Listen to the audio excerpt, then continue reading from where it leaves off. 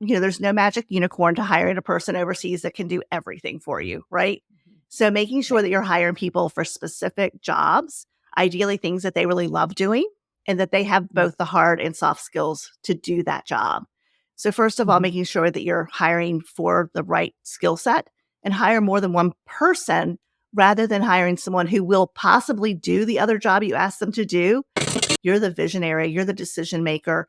And if you're not great at setting up systems and processes or figuring out what tools to use, hire the support that you need to do that. I mean, that's one of the things that we realized was the biggest challenge is, entrepreneurs hear about SOPs, but they don't know how to create them. Like no one ever taught you how to create SOPs or how to decide on what's the best project management software. So it's like this big black hole and you just don't know where to start.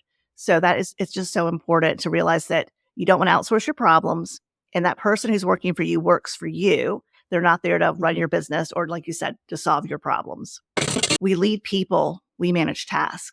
And that's something we really focus on with our clients. You want to step into that leadership role of being the boss and the CEO, but you want to use structure, SOPs, project management software, and tools to help you manage the tasks that your team's doing. I think that's huge as far as getting your focus where it needs to be and just getting those things that can pull your attention in too many different directions off of your plate. If you want to build a legitimate, profitable online business without shiny objects, without the hypey gimmicks, and without the stress and overwhelm, if you want to make more money without having to be present online all day, every day, pumping out content that nobody sees and hustling DMs to generate leads and sales, then this is the place for you. Welcome to the Digital Trailblazer podcast, your online business university, where you'll learn how ordinary people start from ground zero with no influence, no email list or audience to sell to, and no business or marketing experience, and go from working 9-to-5 jobs to building successful 6- and 7-figure online businesses and all the steps in between. Learn the strategies that worked and what didn't. Learn the mistakes that they made and how to avoid them, and then learn their plans for scaling their businesses and taking things to the next level. All so that you can build your business faster and easier and make more money without sacrificing the things that are important to you in your life. I'm your host, Leah Ray Getz, and with me is my husband, Todd. Now, let's get to it with today's guest. Welcome, Digital Trailblazers. I'm super excited to have with us Kirsten Graham. Kirsten, welcome to the show. You're doing some really cool stuff with letting people be actual CEOs and business owners, which is wonderful because a lot of folks get into this space for that magic time freedom and all of that good stuff, but end up really just becoming not their own boss, but their own employee and working themselves to death. So this is a great conversation. So welcome to the show today. Leah Ray, thank you so much for having me. I'm looking forward to having the conversation with you and Todd because, like you said, we do start our businesses because we want to have unlimited income and we want to have time freedom. And I love the joke that entrepreneurs are the only people that'll leave a 40-hour-a-week job to work 80 hours a week for themselves. And that's something that we definitely want to change for people. Yes, I think that's great. So we're going to get into all the nitty gritty and tips on actually how to do this for folks. But before we do all that, I'm kind of curious, how did this start for you actually specializing in this? So I had a client, a one-on-one coaching client about 16 years ago. She's actually now my business partner, but she owned a marketing agency. And we did a focus group around, this is a long time ago, around LinkedIn, email marketing, blogging, and Facebook. That was when Facebook first came out with fan pages. So this was for local businesses. So we did a focus group to find out what local businesses thought about those types of marketing. And then she ended up teaching classes. And what happened next was all of these business owners were calling saying, I don't want to create my own LinkedIn profile. I don't want to post on social media. I don't want to do my email marketing. So she got really busy really quickly. And she's a very brave soul because I said to her, I read about outsourcing overseas. Would you want to try that? And she said, if you'll help me, yes, I'll try it. So that led us on a journey of outsourcing to 6 different countries. She ended up building her entire agency with web designers, graphic designers, copywriters, everything, almost all remote, which was really amazing, and a lot of people out of the country. And that's when we really learned the value and the power of outsourcing, especially for smaller businesses when, it could be cost prohibitive to hire stateside. Yeah, absolutely. I think that's, it's so good, but people are kind of scared of what that looks like and how to do it well. And I've definitely seen it done not well, right? So what are some of, how do you do this well? Let's just start with that. Well, let's start with the fact that we did it very poorly in the beginning. So I think we always joke that if it could be done wrong, we did it wrong probably more than once. And so I think the pitfalls that we fell into and that we have definitely changed. First of all, there's no magic unicorn to hiring a person overseas that can do everything for you, right? So making sure Right. that you're hiring people for specific jobs, ideally things that they really love doing, and that they have both the hard and soft skills to do that job. So rather than hiring someone who would do video editing or audio editing and graphic design, like hire that one person to do that. And then if you want someone to manage your calendar or to get you booked on podcast, hire someone else to do that job because they're very different skills. It's not hard to get booked on podcasts, but it is a repetitive outreach, research, follow up. And so someone who's really creative won't necessarily enjoy that job. So first of all, making sure that you're hiring for the right skill set and hire more than one person rather than hiring someone who will possibly do the other job you asked them to do, but they hate it. And so eventually maybe they'll leave you. And I think we all want to work in our unique ability. And that's one thing we really focus on with our clients is hire virtual assistants who are passionate and want to work in their unique ability, because that's when magic happens in your business. You're busy doing what you love and they're busy doing what they love, and things just get better and better. So that would be one of the pieces of advice. The other one was you really have to have your systems and processes in place before you hire, because one of the things, I always hear is, well, I hired someone, it was more work than it was worth. Or if I hire someone, if I have to spend all this time training them, then it's just not worth it. So you have to have those systems and processes in place before you bring someone on. And you need to have the time to invest to get them up and running. And if you do, that person will work for you for years because they enjoy working for someone who is well organized, where things are structured. I always say, I love the saying, we lead people, we manage tasks. And that's something we really focus on with our clients. You want to step into that leadership role of being the boss and the CEO, but you want to use structure, SOPs, project management software, and tools to help you manage the tasks that your team's doing. So I think that's really important to understand. And for everyone here who's listening, who's maybe they've tried this before and it hasn't worked, or they've heard of other people who are they've heard both sides and it works great and then it sucks, right? And what I've seen in the parts where it is kind of sucky and it didn't quite work out well, people were trying to outsource their problems. They were trying to hire someone to fix something in their business versus having a defined system process in place and just bringing in a body to actually do that specific thing. Yeah, Leah Ray, I'll have to tell you, I've had more than one person say to me, I just want to hire a virtual assistant that will tell me what to do. And I'm like, well, then that person would own the business and you'd work for them. That's not how it works, right? And so I think if someone has that mentality, they're most likely going to fail in their business, not just in outsourcing, right? Because you've got to step into that role. You're the visionary, you're the decision maker. And if you're not great at setting up systems and processes or figuring out what tools to use, hire the support that you need to do that. I mean, that's one of the things that we realized was the biggest challenge is, entrepreneurs hear about SOPs, but they don't know how to create them. Like no one ever taught you how to create SOPs or how to decide on what's the best project management software. So it's like this big black hole and you just don't know where to start. So it's just so important to realize that you don't want to outsource your problems, and that person who's working for you works for you. They're not there to run your business or, like you said, to solve your problems. Yeah, it's so many times, we run into people who, they want to just do their thing, right? They want to focus on their zone of genius, and then they have this mentality of, oh, I just want to outsource all my marketing. I just want to outsource this part of my business. And it's like, well, typically, if we're talking about all your marketing, people bring on a partner to do that, right? Like you are giving someone part of your business in order to have them do all your marketing. It's not something that you outsource for $3 an hour, right?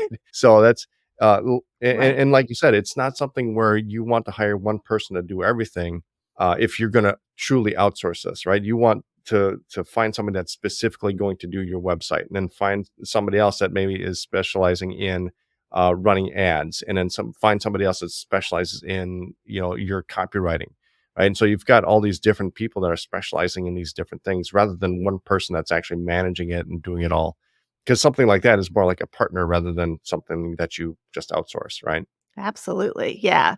And, if you need that type of service, you either partner with someone or you hire a full-on agency, right? Where they have copywriters and they have website developers, and, you hire an agency that spends a ton of time interviewing you and interviewing your customers so that their copywriter can write great copy for you. And yeah, and that's for a lot of business owners, it's just prohibitive. Absolutely. So we've mentioned a few things that could be outsourced, like video editing and whatever. But what are like help us to think a little bit bigger on this and understand what are some tasks that they really could be easily outsourcing for their businesses.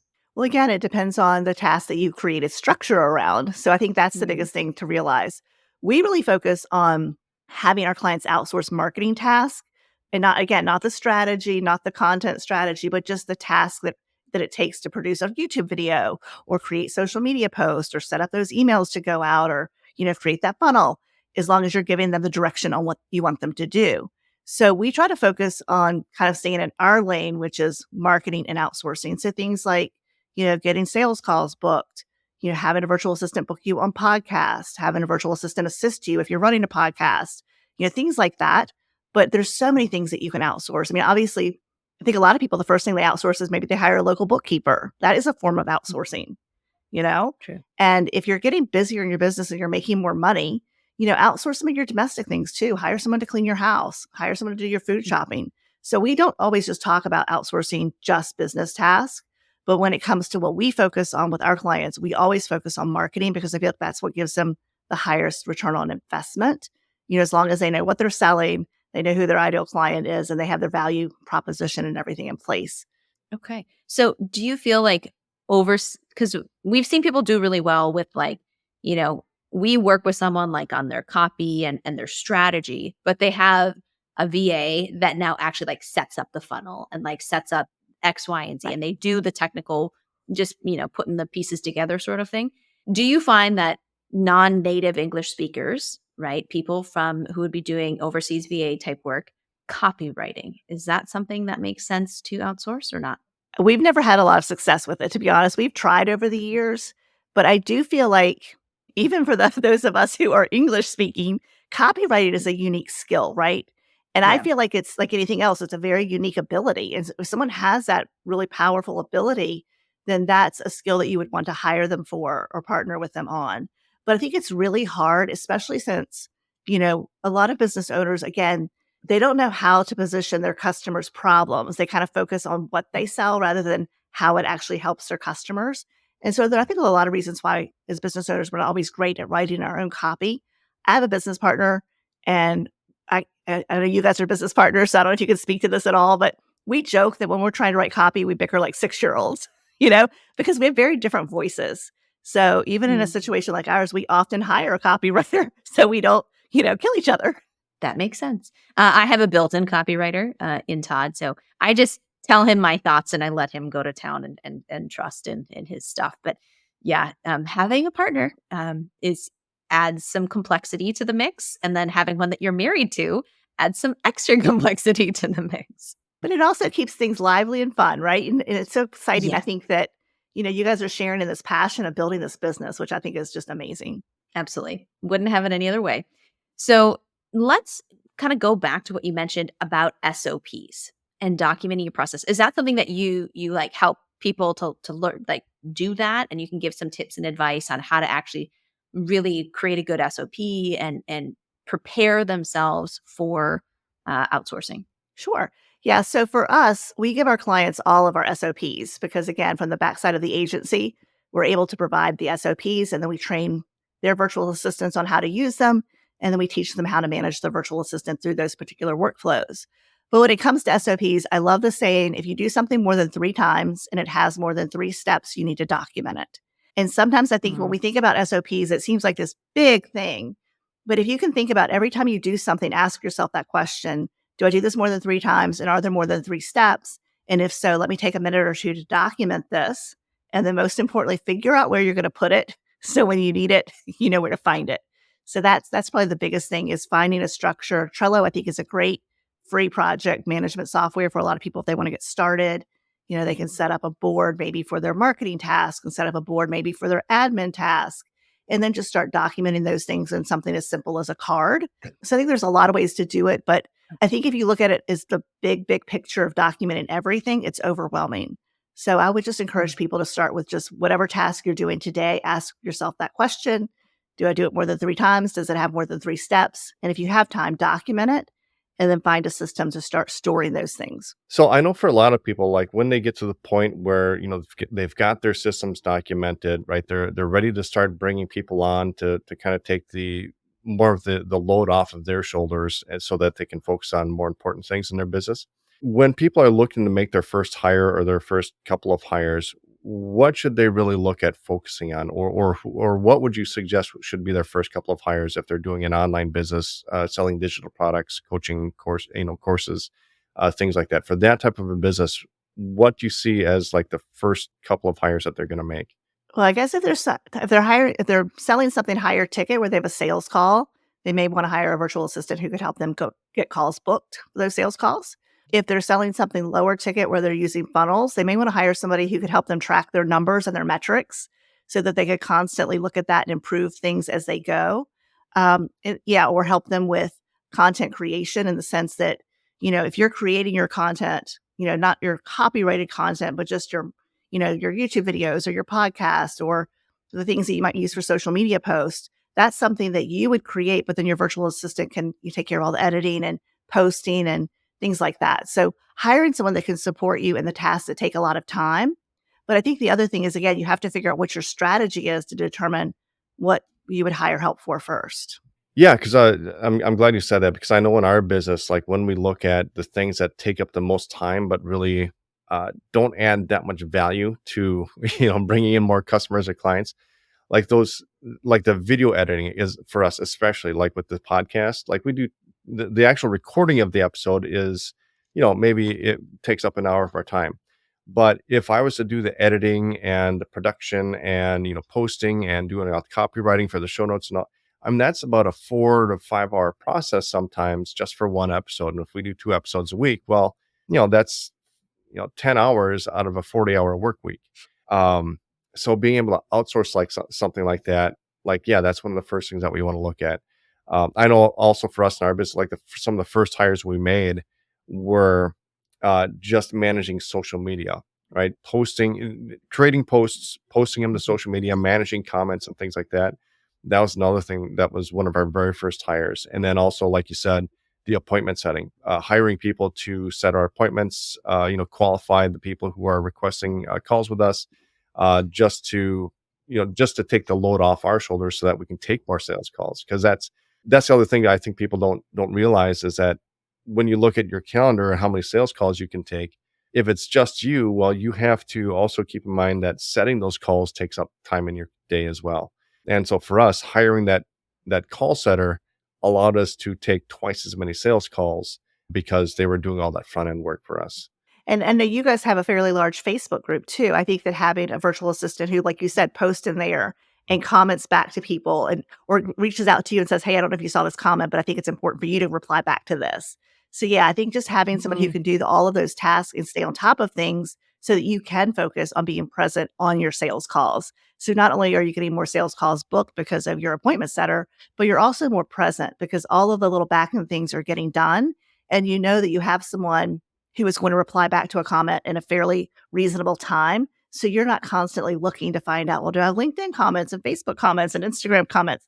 So I think that's huge as far as getting your focus where it needs to be and just getting those things that can pull your attention in too many different directions off of your plate. Yeah, absolutely. So I'm kind of curious about, you mentioned appointment setting. So for us, we have setters on our team, but they're all American based and it's very high skilled position in how we run our business and what we do. But we've heard, I think all of us maybe, and who are coaches or solopreneurs who are active on Facebook, we get messages almost every day of someone from a third world country offering to book, 30 qualified appointments, blah, blah, blah. I've never seen that actually any work for anybody. So I'm curious, when you talk about appointment setting for an out of country person, like what do you see actually that works for real? So for a lot of times, if the business owner is active in Facebook, in a lot of different groups, there's often opportunities to answer questions, build authority, and then to offer an opportunity to talk to that person. Or for even having somebody who reaches out to you, we get a lot of DMs. Our goal is, can we turn it around and book a sales call for us rather than for them? But also, what's the number one thing that I think business owners really fail at epically is follow-up.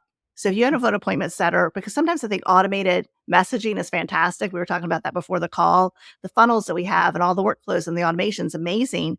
But sometimes once they're out of that automation, being able to have a virtual assistant who can comb through your, all of the people you've spoken with in the past 6 months or the past 3 months and reach out to them more personally for you, I think that makes a huge impact. And we see a lot of results with that. Absolutely. Yeah, I think that's great. And I know it's a much different thing when you have you're building that social presence, you're engaging with people, you're having people actually, you're generating the leads and the attention essentially, right? As the brand as a whole. Mhm. And then just taking those people who you have their attention and then having someone offer them that next step is much simpler and more effective than all of the, they're going to message 100 people on Facebook for you every single day and cold DM people Right. who have no idea who you are and no interest in what you do.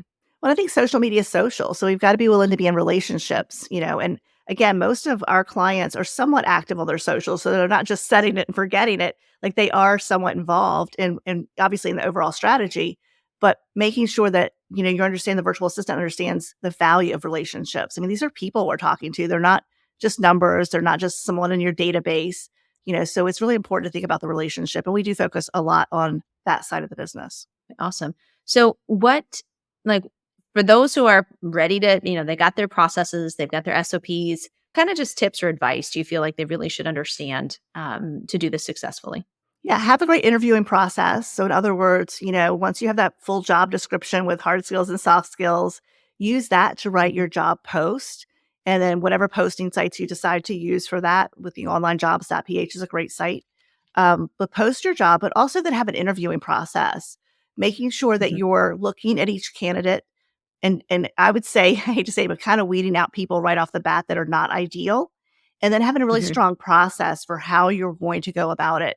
Maybe you're going to start off with an email kind of conversation with the person to see how quickly do they reply, asking them some very specific questions. How do they answer those?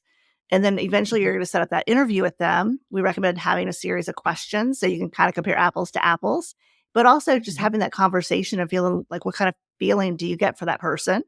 And then hopefully you'll end up with 3 to 5 candidates that you feel really strongly about. Spend the time to have a Mhm. second interview. I think that's the number one thing is don't rush the process of hiring. Hire slowly, fire quickly. So invest the time Yes. up front to hire the right people and then have the time to onboard them, have the time to train them, have the time to build a relationship with them. I think that's the other thing that we really focus on is, you're not just hiring someone halfway around the world that you're going to throw a bunch of tasks at, like, hey, just do this. Mhm. If you treat them like part of your team and you bring them on as part of your team and you treat them like human beings and you you build a real relationship with them, they'll stay with you for years. I mean, we've got clients that are going on 5 years with their VAs. So, it's Mm. all about the relationship. And then those VAs also, once you've hired someone and they're a great value to your business, ask them, are there new things you want to learn? Are there different parts of this company that you'd like to see? Would you like to evolve into, right? Because again, Mhm. we want to give them opportunity for growth. So I love what you said there, and it's actually something that we've implemented in our business is that we recently brought in someone from overseas to help us with some very specific tasks in our business. And in the past, we've kind of played with it, but they were sort of separate. They weren't part of the team environment, if you will. And so what we've done this time around is our sales team meets every single day of the week. And we've switched things up to really build more of that team environment and cooperation and communication by every Friday, the entire team. So everybody who's doing anything for us, who we're working for Digital Trailblazer, comes together on Fridays. And so even if we don't see them the rest of the week, they're still coming and participating and really feeling like a part of everything else. And it's been really good for the team as a whole. And we've also even, you know, we offer them a chance on Fridays. We do some brainstorming as an organization. And it's been wonderful to be able to get feedback. And, when multiple smart people come together, really cool things can happen. So I definitely second what you said there. Awesome. I love that you're doing that. That's perfect. And the other thing I was going to ask, and this kind of ties into what Leah was saying about meeting with our, we meet with our team every single day.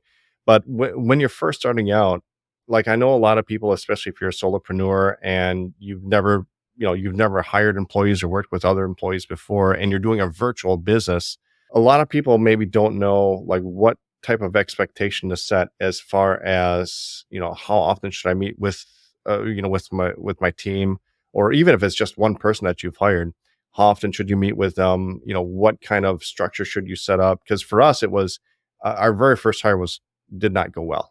Like it was, we just, like you said, we did everything wrong. We just kind of handed him tasks and expected them to get done. And then ultimately, when we figured out that things weren't getting done, it was like, there was this whole lack of communication, and it was like we had to let him go, but he was upset that he was being let go because there was no expectations being set on our end. So there's failures, Right. mostly on us. But when you make your first hire, what should you do to set that up for success as far as meeting with them and setting expectations and just laying the groundwork for how the relationship is going to go forward? Yeah. So with our clients, we really encourage them the first 2 weeks of having that new hire to meet with them at least 4 days a week or five, ideally five. But it doesn't have to be like a half a day meeting. It can be 20 to 30 minutes, but to Mhm. touch base with them, go over what they're working on that day, go over the SOPs, anything that you need to talk about that day. Also ask them, do they have questions? And take time to pause and listen. I think as business owners, we can be really wound up. So pause and listen. Do they have questions? If you explain something, say, if I didn't explain that well, let me know. Because again, you're just learning them, they're just learning you. So usually in week 3 and 4, most of our clients meet with our virtual assistants 2 to 3 times a week. And then after week 4, it goes down to usually just once a week. But we really encourage our clients, even if your virtual assistant is a flippin' rock star and they're doing everything perfect and amazing, still meet with them every week to build that, to continue the relationship. Because again, if they're a rock star and they're doing everything really well and you don't have to meet with them, there's a very good chance in that meeting you could ask them, are there ways we could improve this? We're working on this. Do you have any ideas about this? And I love how you're bringing your person into the group meeting. So everyone's brainstorming together. But again, if it's that first hire, invest at least 30 minutes a week meeting with them and just letting them know that they're still part of your team, even if it's just the two of you that are the team. Probably now the next thing that we were always wondering was like, where do you even find a good VA? Because a lot of times you're getting solicited on Facebook, from people just DMing you saying, offering their services. I know that there's Facebook groups that you can go to find people that will do VA work or freelance work. um, Fiverr is another place that we've seen. Upwork. Where do you and I know that we've got our own agency that we go to for a lot of our VAs. um, where would you suggest people go for different types of work? Because I know, like, for our setters, we prefer to get people from the United States. For other types of work, we're willing to go overseas because there's some very skilled people overseas. Can you give people some ideas of where to look for the first hires when they're looking for that type of work? Yeah, absolutely. I think you brought up a really good point, like Fiverr for freelancers. So you have to think about, am I hiring a freelancer, whether in the US or outside of the US? That person generally sees themselves as a business owner. They're freelancing. They're usually working for a lot of clients. They may even give you an invoice at the end of the month. The other thing is you can go through an agency. They hire lots of virtual assistants. They train them. You pay the agency each month for that virtual assistant. They pay the virtual assistant and then they keep a large portion of that. So, for example, if an agency says they're paying that $9 an hour, there's a very good chance that VA is getting $2.50, $3, maybe $4 an hour, depending on what they're doing, and the agency keeps the rest. And then you can also consider hiring direct. And earlier I mentioned like onlinejobs.ph and having your own job description and job post. That's a process where you're going to hire your virtual assistant to work directly for you. So most of our clients are hiring someone to be, again, part of their team, and they're looking for someone who's going to work 20, 30, or 40 hours a week. So we don't really focus on hourly rate. So most of our clients are paying between $250 and $700 a month, depending on what that person does. But I think it's important to really understand, I feel like, and we've had some great agency relationships where we've hired through agencies in the past, but that VA still works for that agency. And I feel like that's a buffer between us building a really long-term relationship with them. So we really prefer to hire direct. We're also looking for people who want to have long-term jobs rather than people who think of themselves as freelancers and want to hustle and get a lot of clients, because that's a different mentality. And so I think that's important too. Are you looking to hire a freelancer just to do a project or two? That's great. Are you looking for someone that you really want to feel like is part of your team? Then invest the time to hire them directly yourself.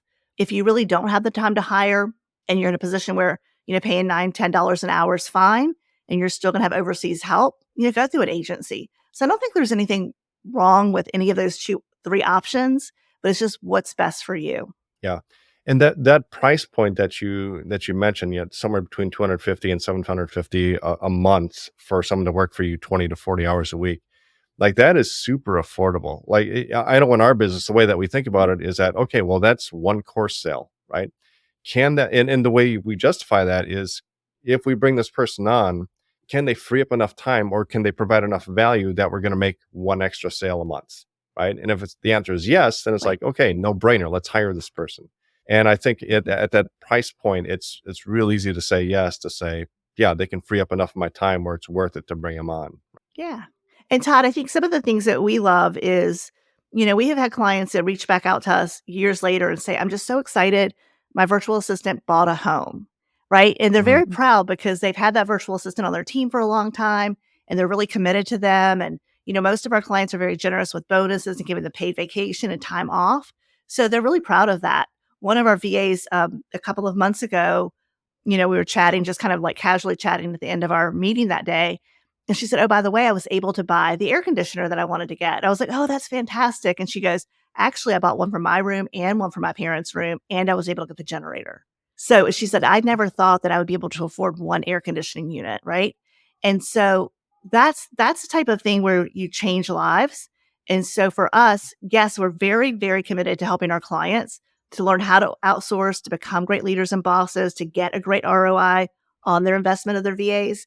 But we're also very committed to those virtual assistants and helping them to join companies where the boss is ethical and honest and they want someone long-term and that are willing to use a structure and SOPs to manage workflows. So it's kind of a win-win. So I love both sides of what we get to do. Thank you so much, Kirsten. This has been a great conversation. If people are interested in learning more about you or seeing what's going on, I believe you've got a freebie for them, correct? Yeah, we have an awesome guide, a free guide. It's called Double Your Income with a Marketing Virtual Assistant because, Todd, I love what you said. You want to track the sales that come in as a result of that VA. So we have a free guide that can help you decide who to hire and what position. And yeah, so you can get it at outsourcingforbosses.com, outsourcingforbosses.com. Wonderful. Well, thank you so much, Kirsten. We really appreciate you. Thank you for having me. I really had a good time.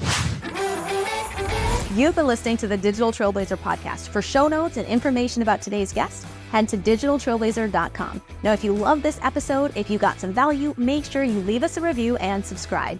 And be sure to share this episode with anyone you know who could use help to build their business. Thank you for listening, and we'll see you next time.